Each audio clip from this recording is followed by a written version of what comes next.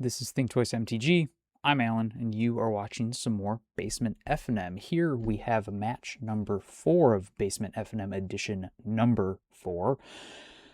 On your left, you have Caleb playing Amulet Titan post Lotus Field ban, reminder. And on your right, you once again have Max on blue-black mill. So we're going to see how these two decks that seem to often largely try to play without doing too much to the opponent, kind of a race to their win condition in this sort of matchup. We'll see which one is able to pull off their win a little bit faster. I think often we see Caleb rolls a 9, Max rolls a 7, so it looks like Caleb will be on the play.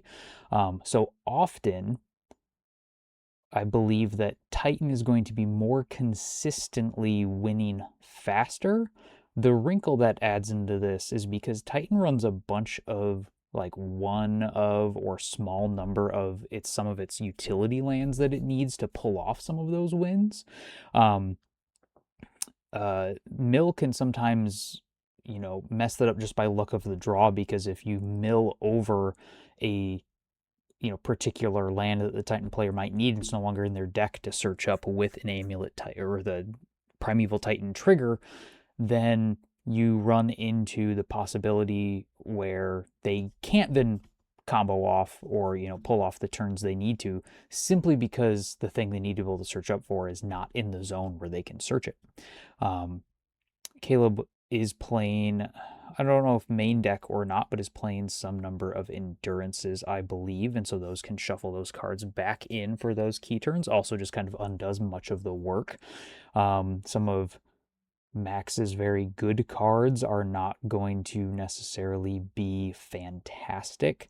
Cards like Tasha's Hideous Laughter, there are a lot of high mana cost cards in the Titan deck. So there's also a lot of lands which count as 0, so it's kind of feels a little bit like a coin toss here. Caleb's going to lead on a tapped Valakut, the Molten Pinnacle, so that does signal to you that there are Dryad of the Elysian Groves in the deck.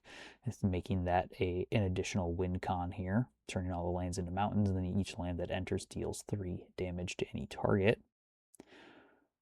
Max follows up with a Delta. Caleb plays Crumbling Vestige, probably making a green to play this Explore here. So Caleb can play an additional land this turn, and he will draw a card.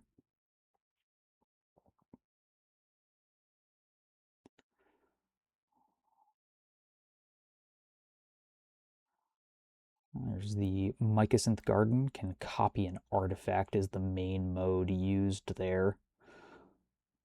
Most often will then be used to create extra copies of Amulet of Vigor. Max is going to search up an Undercity Sewers and surveil one before heading to his turn 2.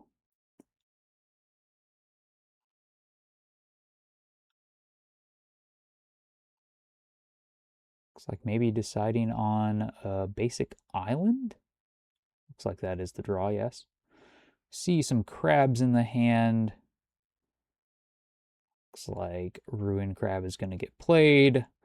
Island will cause a mill of 3. We see an Amulet, a Mirror Pool, and a second Amulet. Those are some good hits.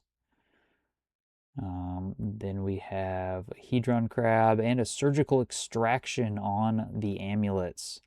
So no more Amulets in the deck, which will make it more difficult. However, not impossible.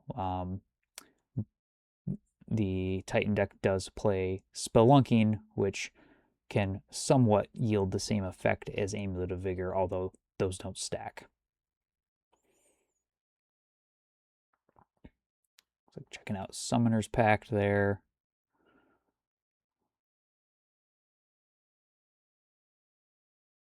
Caleb shows there is one in his hand if he wants to read. He doesn't have to do it while thumbing through. Finds the Amulet number 3. Cultivator Colossus is found there. Handweaver Battlements for the haste. We see some fairly expected cards, I believe. There's the 4th Amulet.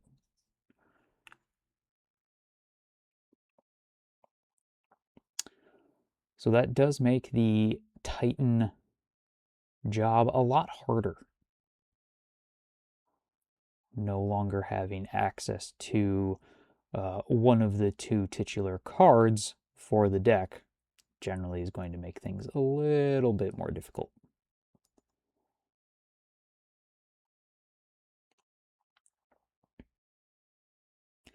Titan deck also does not often really have any way to remove these crabs once they're down, so those are just going to represent a kind of steady base of milling that is going to happen. Another Explorer played here. Second Mycosynth Gardens, not doing a whole lot, not the best of draws for the Amulet deck on this go around. So we see a Fractured Sanity, a black card, I can't tell what it is. There's another crab. There's a Field of Ruin. So this is going to be 9 cards. We see 1 Titan, 2 Titans, and the Cultivator Colossus, and some other cards that I think are of less note right now.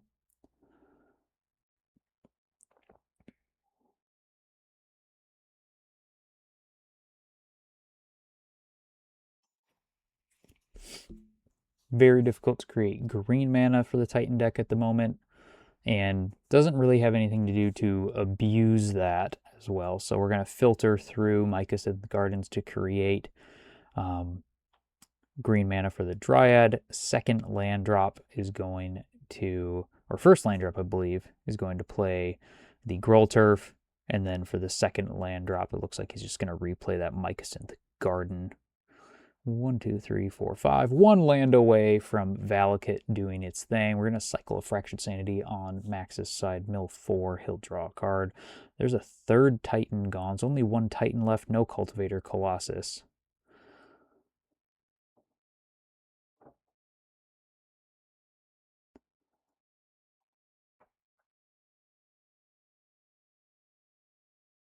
I believe the card we are seeing at the front of Max's hand is a Murderous Cut. Look at that. It is. Not often played. 4 and a black with Delve for destroy target creature.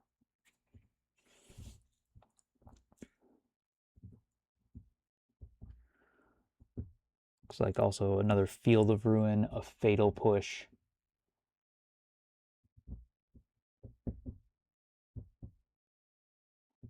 Looks like maybe they're discussing whether enough cards delved.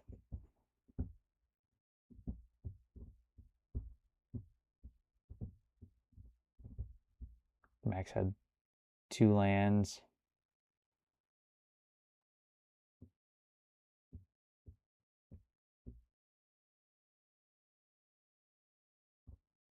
Looks like maybe only 2 cards got delved, potentially.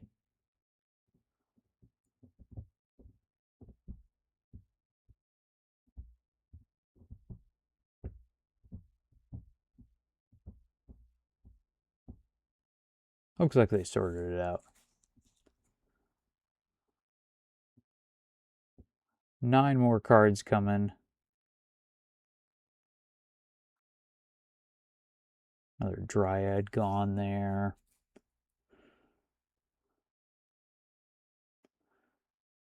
There's 2 Dryads we see in the yard. We know there's 3 Titans that have been milled.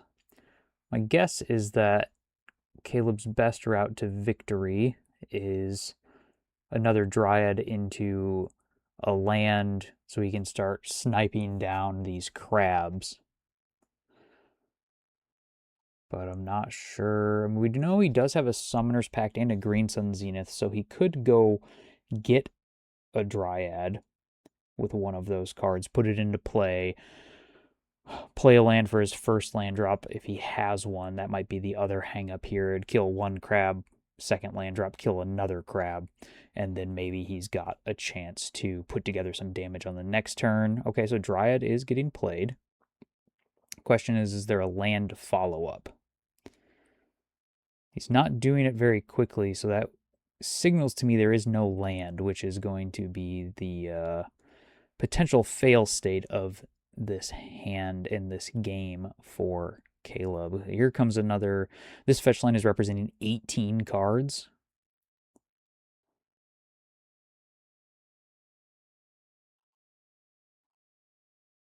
Looks like they're just going to count it up. And looks like we are probably less than 9. Or, okay, so there's 2 cards remaining, so any mill spell will do it. I believe we already know about one of them. And, oh, or just the Field of Ruin will also make this happen. As long as there is a basic left in the deck for Max, there is. And that is going to wrap up game 1. It is going to go toward the mill player's side. Would have been really curious to see what might have happened had Caleb had a land to follow up that Dryad with. You know, if he had been able to use both land drops that the Dryad gives him, there's only 1 crab left on the battlefield, and then, you know, you're not getting milled for 27 cards in 1 turn from static crab abilities. But players are going to move toward sideboarding now. Looks like definitely at least 1 endurance, maybe a dismember, some other cards coming in on the Titan side. Haven't seen what Max has pulled up yet. Looks like I saw Ghost Quarter is the first one that's put in there. But those cards, those sideboard cards are getting shuffled in. So we'll just have to wait and maybe see if we find out what is going into the deck.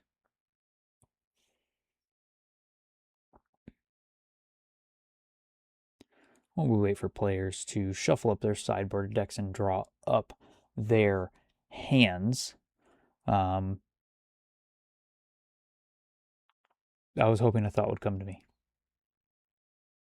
I'm just trying to fill some space and be like, okay, what's a cool thought I have, or what's an idea that I want to share while I have the microphone and nobody to stop me, but just nothing percolated up to the top.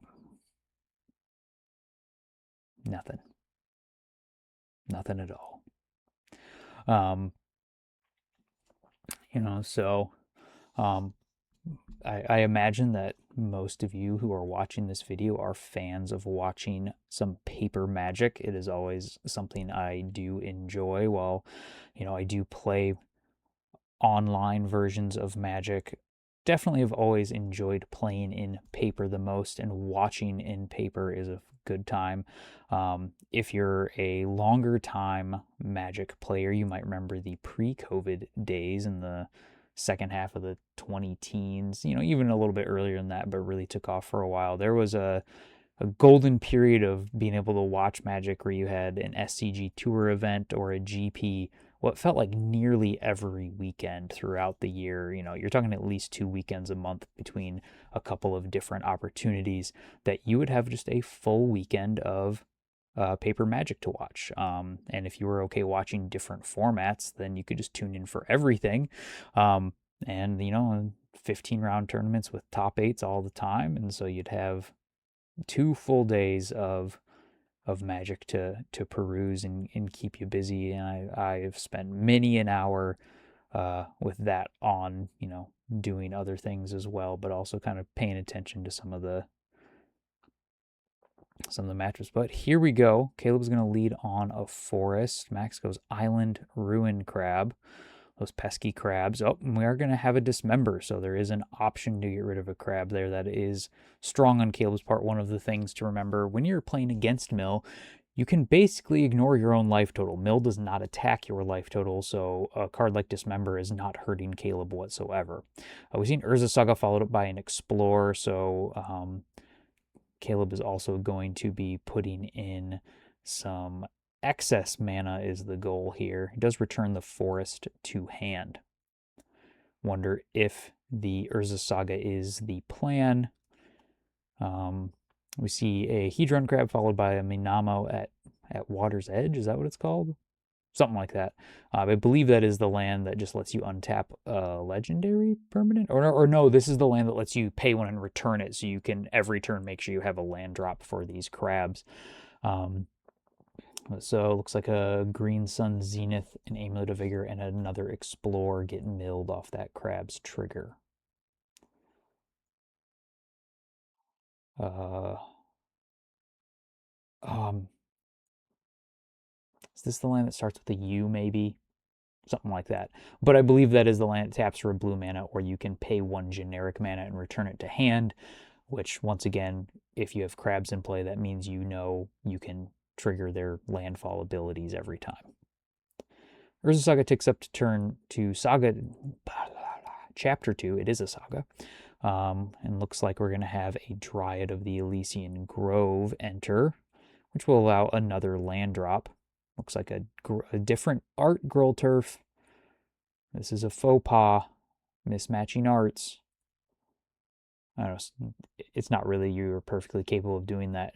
My personal opinion is that I want all my cards to match, but I know players that also purposely mismatch their cards. Looks like at least a second Dismember came in as well.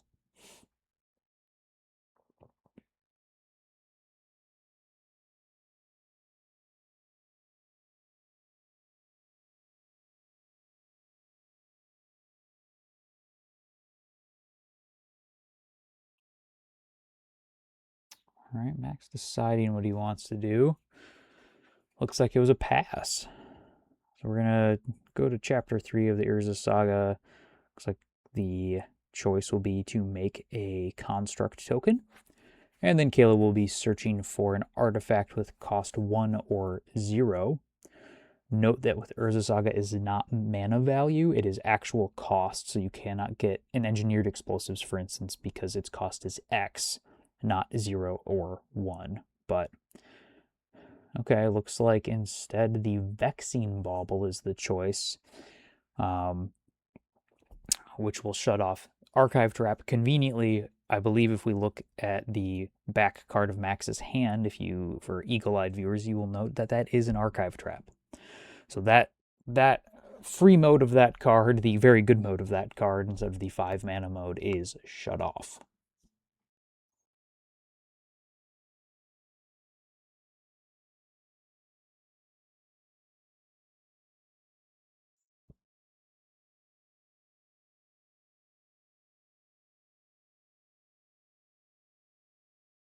All right, so now we are in Caleb's main phase 1.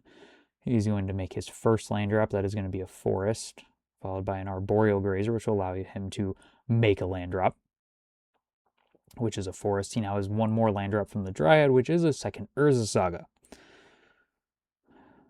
So I think we can safely say mana is online.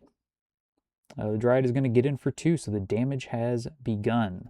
Looks like so far with this hand, the plan is that a Gaia's Blessing? Oh my goodness gracious. So Gaia's Blessing, if it enters your graveyard from your library, you then shuffle it and all other cards in your graveyard back into your library. Maybe they go on the bottom, maybe it's oh no, full shuffle. So all of the milling work that Max has done has been undone. It was not the largest amount of milling that we have seen so far, but I think every bit counts here. So, one of the adages about mill is that it's a burn deck, but you have to count to 60 instead of 20. So 12 cards or something like that is a notable amount. Looks like we're going to fire off Tasha's Hideous Laughter. If you're not aware of this card says that the target player who has targeted this, but in this case with Caleb, will exile cards from the top of their library until they exile 20 mana value of cards. So we have 6. That is 8, 9, 10, 11, 12, 13, 14, and that's 20. So Tasha's Hideous Laughter got at most 10 cards there, maybe not even. Not the best Tasha's Hideous Laughter, as I was talking about at the opening of this match, is that sometimes just because of the high mana value of cards like Primeval Titan, Tasha's Hideous Laughter is rather variable in its efficacy. All right, well, 2 mana, no, untapped. Looks like we have Simic Growth Chamber and one other card. So it looks like the Construct, which is currently a 2/2, can become a 3/3 before damage, so this will be an attack for 5.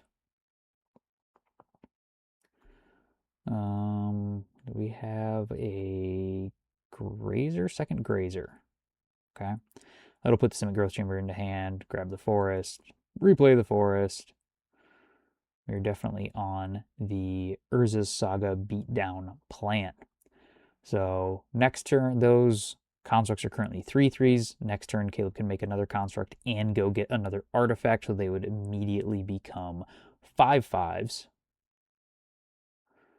Looks like we are going to see that bounce of the land to get another mill 3. The Gaia's Blessing returns. So those milled cards are doing nothing. There is an opportunity here because the Gaia's Blessing trigger goes on the stack to extirpate. And then extirpate says split second, so there can be no responses.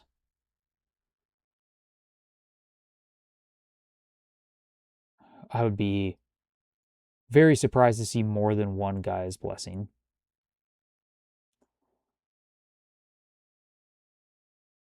Looks like some more Vexing Baubles came in. We already know about the Dismembers.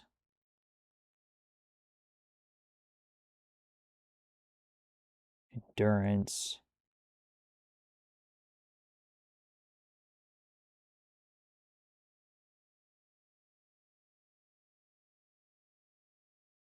Sorry about the camera shake there, folks.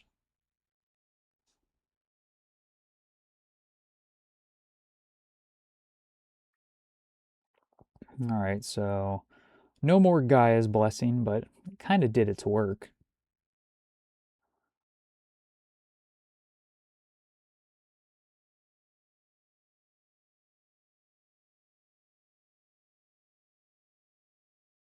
So extirpate is like a surgical extraction, but instead of being able to pay Phyrexian mana for it, and aka 0 mana, it has split second instead, which says, well, while this is on the stack, nothing else can be added to the stack.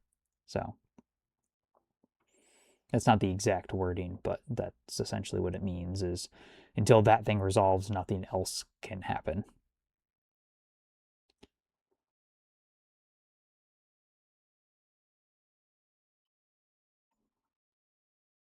If you ask my opinion on the split second ability, I don't love it. One of the best things about Magic as a game of this type that many other games similar to it don't have is the ability to interact when it's not your turn and like do stuff. Many of these games are generally styled in a manner where they are kind of like, I do my thing, then you do your thing, then I do my thing. And Magic has the ability to go back and forth. And I don't love the abilities or cards that like take away that level of choice and timing, which I think is one of the things that does make Magic quite good. But not a heavily played ability, but there we go. That came into play there if, say, Caleb had something that could get rid of the Gaia's Blessing from his own graveyard, it doesn't get exiled. If he had an Endurance, he could shuffle it back in response, whatever. I don't think that was the case. It looks like we just have a Boseiju. Looks like the crab is going to get in front of the one of those constructs there. There is still a hit for 7 that happens, though. It's like Caleb is thinking about cracking the Vexing Bauble, but decides against it. That is a good call, because he had Search his Library that turn. As we know, there is that Archive Trap sitting in Max's hand. It could even potentially be 2 of them. Looks like a Cycle of a Fractured Sanity. Okay, so looks like we're going to tap for a blue, use the swamp to return the... or that's going to end our game, it looks like. Interesting that Max decided to do the mill 14 rather than the cycle. I don't know if he... so he would have had to find a way to have multiple either blockers or a kill spell, and I just don't think he had the resources to do that, especially if he didn't have a land drop. So we will be going to our final game of the match. And so we'll see now that the mill deck will be on the play, who can bring this one all the way home. Looks like Max is maybe making some additional sideboard changes.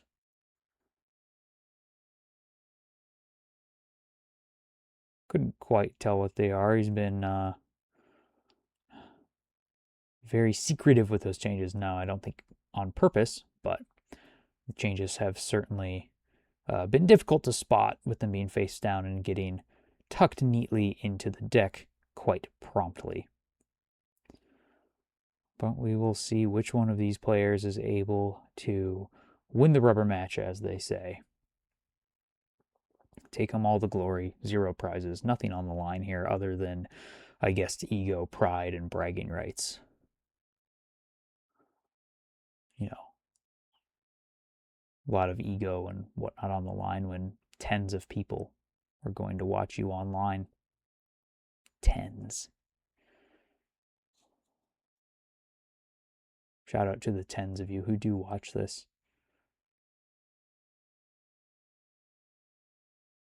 It looks like we're maybe getting a final shuffle going here, and we will be off and running just momentarily.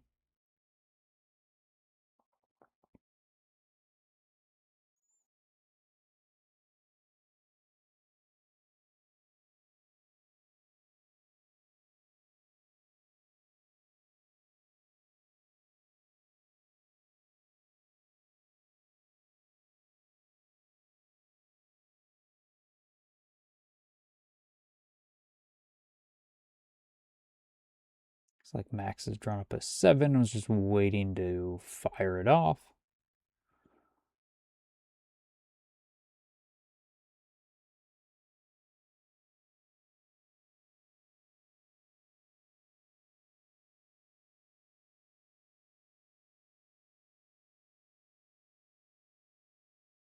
And an island is the start with no follow-up play, no crab. We're going to have Forest into Grazer on Caleb's side. He's going to put a land into play tapped. We'll see. It looks like it is an Urza Saga. Max goes to his turn 2. Still no play. Ooh, that white border card I believe is an Ensnaring Bridge. We have a swamp and once again a pass.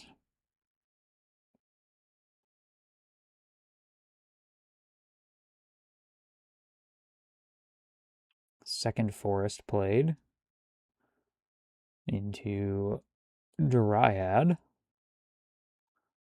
And are we going to see a land get played? Simic Growth Chamber, returning the forest. Looks like a cycle of a Fractured Sanity, so we'll have Mill 4. Looks like Boseiju, Spelunking, Green Sun Zenith, and a Dryad of the Elysian Grove. Max draws a card, and then we'll head to his third turn here.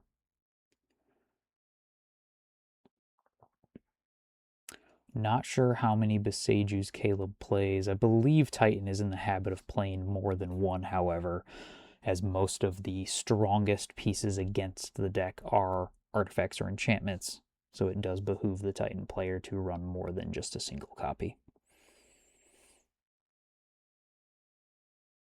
But Boseiju is an out to this Ensnaring Bridge. Looks like we are going to hit the Urza Saga with the Field of Ruin as the play for the turn. Both players get to search up a basic, have it enter the battlefield untapped.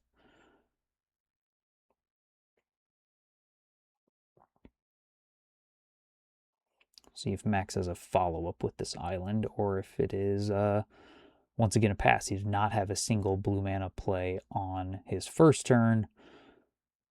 Looks like I see a Surgical Extraction, potentially. The Boseiju could be a good target for that Surgical if he's planning his game plan around that Ensnaring Bridge. I don't know if there's many other ways for Caleb to deploy that. It does look like there is a Boseiju in hand. So it would behoove max to, ooh, so Caleb not aware of the ensnaring bridge. Although, he does definitely have the ability with bounce lands to return it to hand, so it is actually fairly safe on the battlefield. But we are going to go with a Summoner's Pact. We're going to see a Primeval Titan. So 1, 2, 3, 4, 5. We are 1 mana shy of it currently. He does have a second land drop available to him.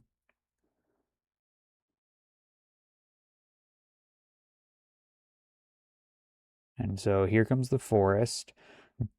I will not be surprised at all to see a Valakut, the Molten Pinnacle, enter here. Maybe even a Vesuva to copy it, essentially making 2 Valakuts be the choice, which will start firing off a lot of damage.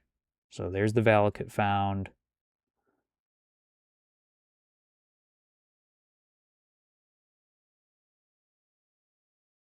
It's like Caleb not finding the land he's looking for. Maybe he just thumbed right over it. Maybe he sideboarded it out.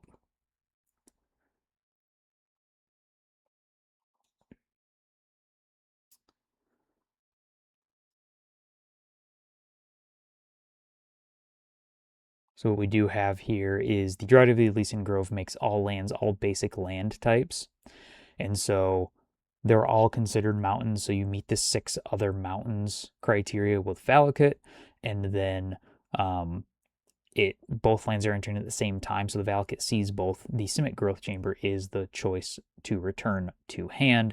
Makes a lot of sense, especially if Caleb doesn't have another land in hand. And since it bounces, it can bounce itself every turn and give you those multiple triggers because of Dryad. So the Ensnaring Bridge is not a slam dunk here.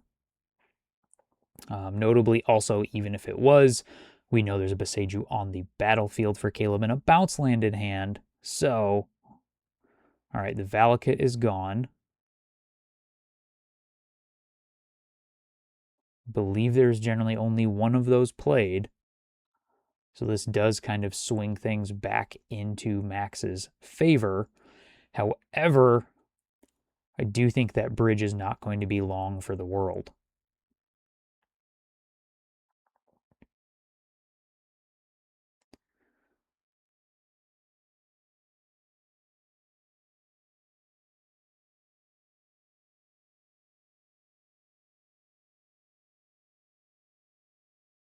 So Caleb will pay for his pact, tapping 3 forests and that Boseiju. And a draw for the turn. Didn't quite catch what that is. We could easily see here Growth Chamber. Oh, that's a land that can copy the Echoing Deeps. Gosh, I'm trying to remember the card name. When it enters, it can copy a land that's in the graveyard currently, so they can copy the Valakut. Then I think we are likely to see probably the Simic Growth Chamber bounce the Boseiju destroy the Ensnaring Bridge, and an attack. So if that's a Surgical Extraction in Max's hand, then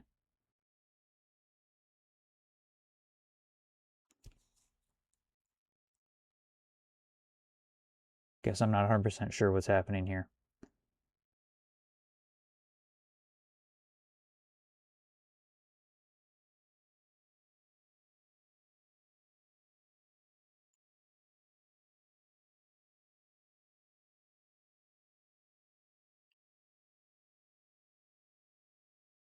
Yep. So it enters as a Valakut, so it sees itself enter. Oh, okay. Interesting. I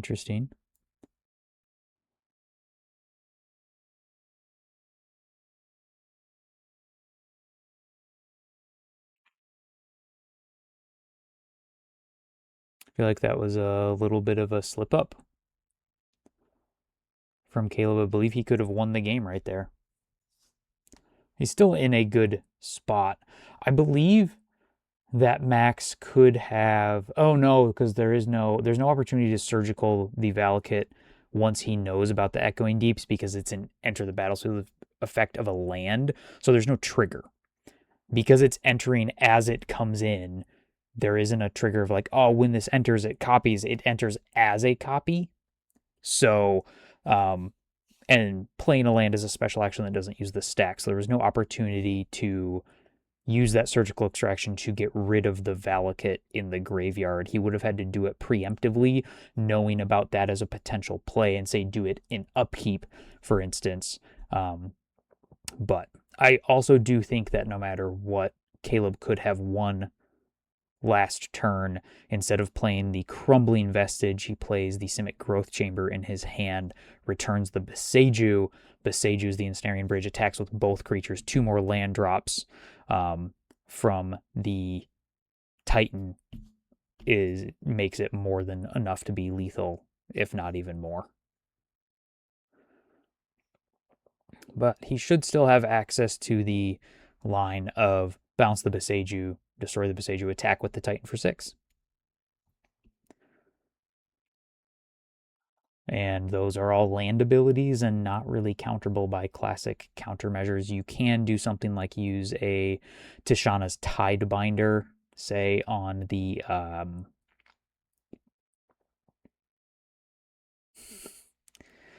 so it looks like something is attempting to be surgical, most likely the Dryad.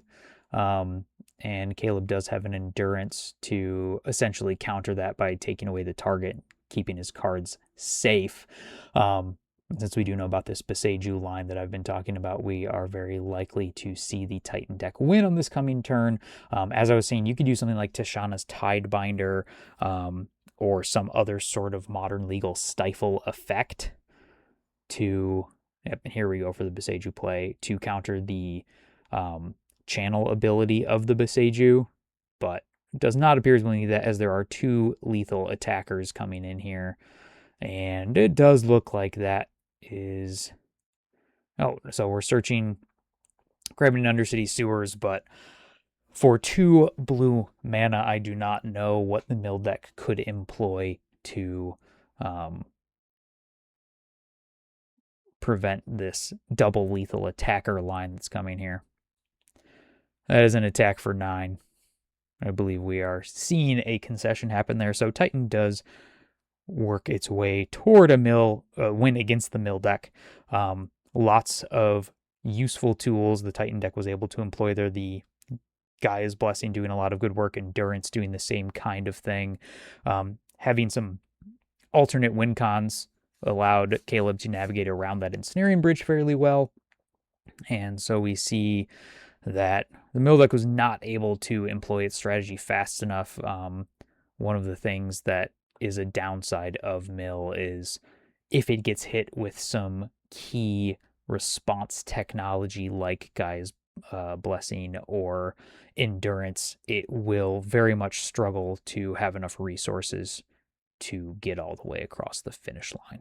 And that's what happened there. So I don't know if we're seeing, are these all cards that were boarded in? This is a lot of stuff, or is this just the whole sideboard being shown potentially? That is my guess, is that's the whole sideboard being shown. I don't know. Looks like maybe 2 Ghost Quarters and Ensnaring Bridge were the choices.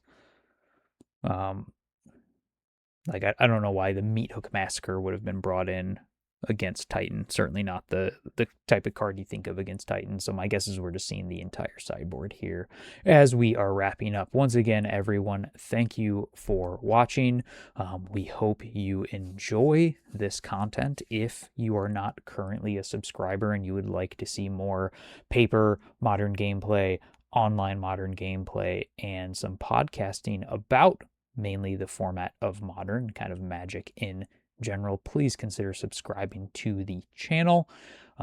We would greatly appreciate your support.